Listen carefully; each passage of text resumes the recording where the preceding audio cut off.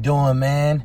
It's Rashawn the Doodad coming to you with a little bit of sports talk, man. How about them damn Yankees being up 5-0 going into the sixth inning, and they had a freaking meltdown at home, at the crib, and end up losing a heartbreaker, man. 7-6 in the World Series. I mean, I don't know who was the lesser evil between the LA Dodgers and the New York Yankees, being a Philadelphia Phillies fan. Either way, Phillies didn't win.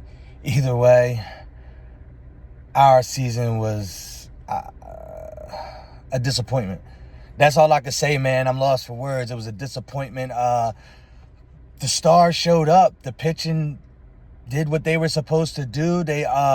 Their manager for the LA Dodgers, they brought one of their aces off of the bench and said, hey, man, I don't care if you pitched less than 36 hours ago. You're going to close this. And it was his first save, Bueller, his first save in his career, because he's not a closer.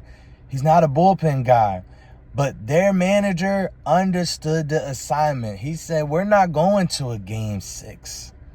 Nah, we ain't even going to try to finish this at the crib. We finishing it tonight. And they did it. First year for Shohei Ohtani being in on a real roster with a real chance. His first MLB postseason, and he's a champ. Even though he was pretty quiet. Winners win. It's a winning organization. 2020, they just won the World Series, and then here they are, 2024, man. Can't do nothing but tip your hat to them.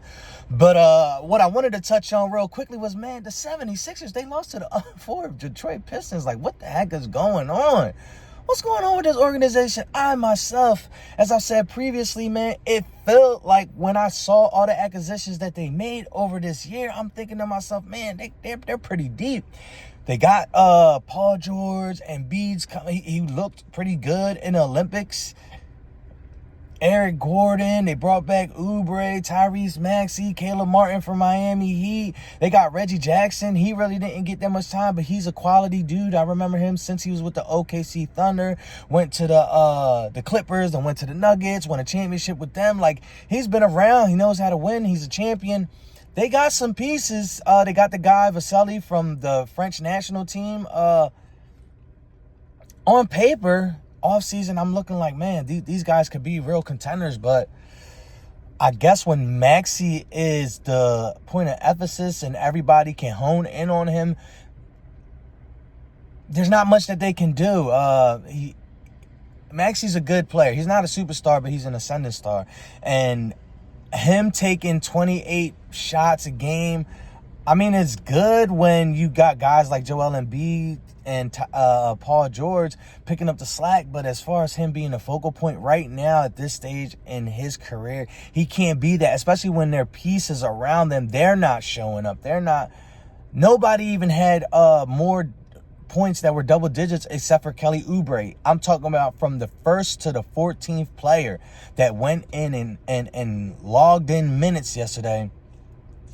Didn't do much. The young rookie, Jared McCain, he did all right. Didn't make too many threes, but he had about 10 points or something like that.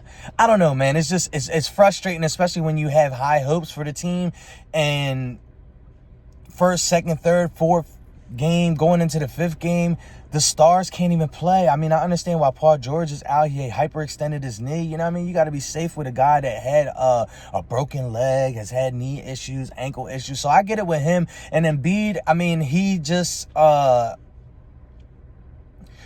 since he was drafted, they knew that he was kind of injury prone. I know that's kind of a weird word to use, but I guess habitually he is hurt on some level going into the postseason. And so they did come out and say that they were going to manage him, but I think that's a bad look. You got people that are paying hundreds, some probably thousands of dollars to watch the 76ers play, and then you got us under the impression thinking that you guys are going to be this juggernaut, and then the two stars that are supposed to shine, they're not even in the sky. They're not shining because they're not even doing their jobs. And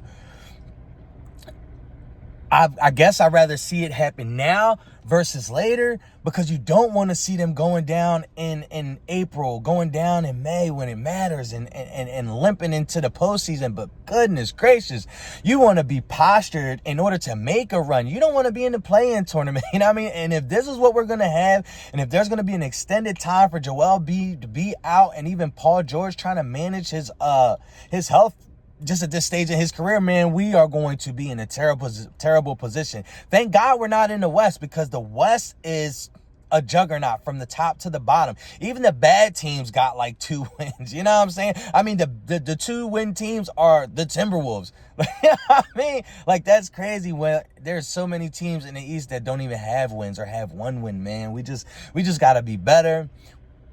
It's like Philadelphia sports is so hard to be part of and be a fanatic, because it's just heartbreak and high aspirations, and you think this is going to be the year. Oh yeah, we got some guys, and then those guys don't show up year after year after year after year after year. My God, we got to do better, man. Come on, Philadelphia sports. This is Rashawn, the Doodad, the host of the Dead Wrong podcast. We got another one coming out Saturday, man. I appreciate all the love and support from everybody, man. Thank you for liking, comment, subscribing.